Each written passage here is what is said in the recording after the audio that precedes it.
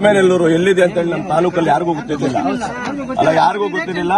ಆ ರೀತಿ ನಮ್ಮ ಶಾಸಕರು ಮಾತೇನ್ ಹೇಳಿದ್ರು, ಓಟ್ ಬಂದಿದ್ರು ಮಾತೇನ ನಿಮ್ಗೆ ಯಾವತ್ತು ನಮ್ಮೂರೇ ಅಂತ ಹೇಳ್ಬಿಟ್ಟು ಹೇಳಿದ್ರು. ಅದೇ ರೀತಿ ನಾವೇನಕ್ಕೆ ಕರೆಯಲಿ ನಮ್ಮ ಶಾಸಕರು ಇಲ್ಲಿಗೆ ಬಂದು ನಮ್ಗೆ ಏನ್ ಕೆಲಸ ಇದೆ, ನಮ್ಮ ತೊಂದರೆಗಳೇನಿದೆ ಅದನ್ನ ಕೇಳಿ ನಮ್ಗೆ ಮಾಡಿಕೊಡ್ತಾ ಇದ್ದಾರೆ. ಅವ್ರ ಕಡೆ ನಾನು ತುಂಬಾ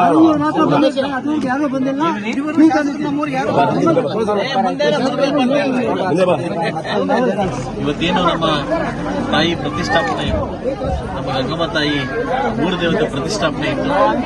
ಈ ಪ್ರತಿಷ್ಠಾಪನೆಗೆ ಏನು ಊರೆಲ್ಲ ವಿಜೃಂಭಣೆಯಿಂದ ಸ್ವಂತ ಮನೆ ಕಾರ್ಯಕ್ರಮ ತರ ತಾಯಿ ಕಾರ್ಯಕ್ರಮವನ್ನ, ತಾಯಿ ನಮ್ಮ ಮನೆ ಮಗಳು, ನಮ್ಮೂರು ಮಗಳು, ನಮ್ಮೂರು ದೇವತೆ ಅಂದ್ಬಿಟ್ಟು ಇವತ್ತೇನು ವಿಜೃಂಭಣೆಯಿಂದ ಇವತ್ತು ಇಷ್ಟು ಚೆನ್ನಾಗಿ ಮಾಡ್ತಿದ್ದೀರಿ.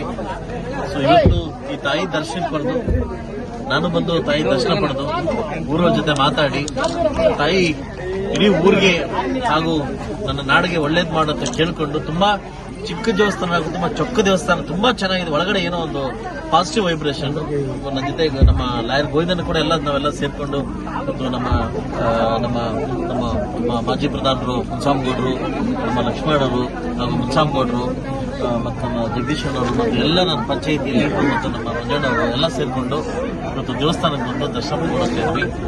ತಾಯಿ ಸಕಾಲಕ್ಕೆ ಮಳೆ ಬಂದು ರೈತರ ಒಂದು ಪಕ್ಕದಲ್ಲಿ ಇವತ್ತು ಮಂದಾಸನ ಕೊಡ್ತದೆ, ನಗುವನ್ನು ಕೊಡ್ತದೆ. ಇಡೀ ಪ್ರಪಂಚ ಚೆನ್ನಾಗಿರ್ತದೆ.